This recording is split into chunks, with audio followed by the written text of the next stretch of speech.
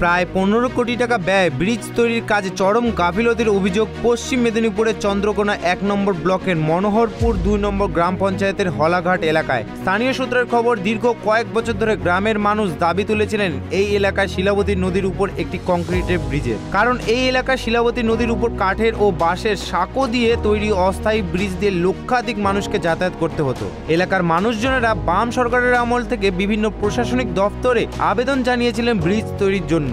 Bridge তৈরির দাবিতে এলাকার মানুষজনেরা আন্দোলন শুরু করেছিলেন। বর্তমান সরকারের আমলে সেই এলাকার মানুষের দাবিকে মান্যতা দিয়ে প্রায় 14 কোটি 80 লক্ষ টাকা ব্যয়ে কাজ শুরু হয়। আর সেই কাজ শুরু হতেই কাজের গুণগত মান নিয়ে প্রশ্ন তুললেন গ্রামের মানুষজনেরা, যার কারণে এই ঠিকাদারি সংস্থাকে ঘিরে বিক্ষোভ দেখান গ্রামবাসী। ঊর্ধ্বতর কর্তৃপক্ষকে হস্তক্ষেপের দাবি তুলে কাজ বন্ধ করে দিল গ্রামের মানুষ। এলাকার মানুষের দাবি, ব্রিজ তৈরির পিলারের কাজে যে রড ব্যবহার করা হচ্ছে তা সঠিকভাবে ব্যবহার করা হচ্ছে না। এছাড়াও একাধিক অভিযোগ তুলে কাজ বন্ধ করেন গ্রামবাসীরা।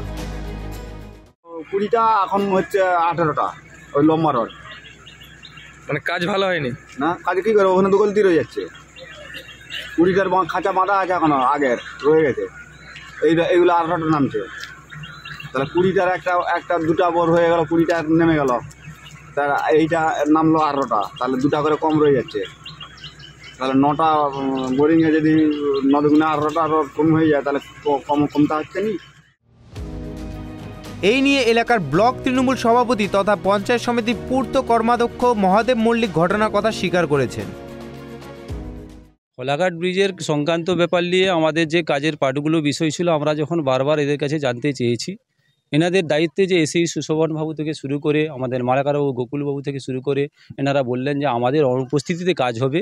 এই বিষয় নিয়ে আপনাদের কোনো চিন্তা নেই, এস্টিমেট এবং ড্রয়িং ডিজাইন অনুযায়ী কাজ হবে।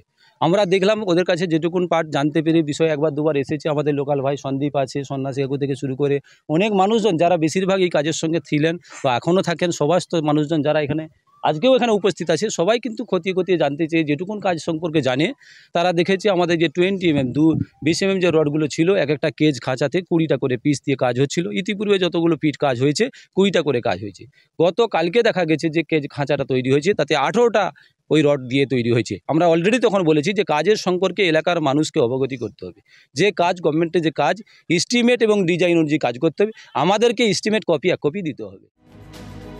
অন্যদিকে ঠিকাদার সংস্থার এক কর্মী লালু মল্লিক একদিন কাজে গাফিলতি হয়েছে আর তাতে গ্রামের মানুষেরা ক্ষিপ্ত হয়েছেন বলে দাবি করেন। আমরা দেখাশোনা কাজ করি। কালকে যে ঘটনাটা ঘটেছে, আমাদের দেখুন প্রত্যেকটা জালি সব 20টা করেই বাঁধা আছে। কালকে এটা লেবাররা ঘটিয়েছে, আমরা সাইডে ছিলাম না, আমি কালকে একটু সাইড দিকে গিয়েছিলাম। আমার ইঞ্জিনিয়ার ছিল, সে অতটা খেয়াল করেনি। ওরা 18টা রড বেঁধেছে, 20টা রড মধ্যে কথা, একটা জালিতে ওরা 18টা রড বেঁধেছে। আমার যে আরও 10টা জালি বাঁধা আছে, সেটা আমার সব 20টা করেই আছে। আর আজ পর্যন্ত যা কাজ হয়েছে, আমার সব 20টা করে জালিতে রড হয়েছে। কিন্তু কোনো কাজ শুরুর আগে তো তার কিছু নিয়ম আছে, বোর্ড টোর্ডগুলো লাগাতে হয়, সেগুলো লাগানো লাগানো হবে। তো আমরা 1 মাস হলো কাজ শুরু করেছি। সব মিলিয়ে গ্রামের মানুষেরা একটাই দাবি, ব্রিজ, সেই ব্রিজ যেন নিয়ম মেনে তৈরি করা হয়, তাতে কোনো রকম গাফিলতি গ্রামের মানুষ বরদাস্ত করবেন না বলে হুঁশিয়ারি দিয়েছেন। পশ্চিম মেদিনীপুর থেকে শুভ চক্রবর্তীর রিপোর্ট, ট্রাইব টিভি বাংলা।